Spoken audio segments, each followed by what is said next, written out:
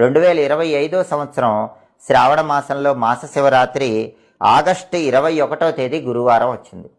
August 21 గురువారం శ్రావణ మాస శివరాత్రి సందర్భంగా ఖచ్చితంగా నక్తవ్రతం ఉండండి, పగలు ఉపవాసం ఉండండి, సాయంకాలం శివపూజ శివాభిషేకం చేసుకొని శివుడికి అన్నం నైవేద్యం పెట్టండి. ఆ తర్వాత ఆకాశంలో నక్షత్రం చూసి శివుడికి సమర్పించిన అన్నం నైవేద్యాన్ని ప్రసాదంగా స్వీకరించండి. ఇలా నక్తవ్రతం ఉంటే శివుడు సంపూర్ణంగా అనుగ్రహిస్తాడు.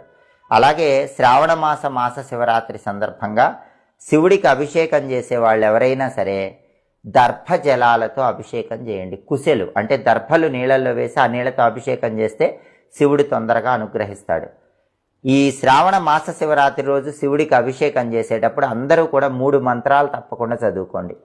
మొట్టమొదటి మంత్రం ఓం నమో భగవతే రుద్రాయ, రెండో మంత్రం శ్రీం శివాయ నమః, మూడో మంత్రం శ్రీ శివాయ మహాదేవాయ.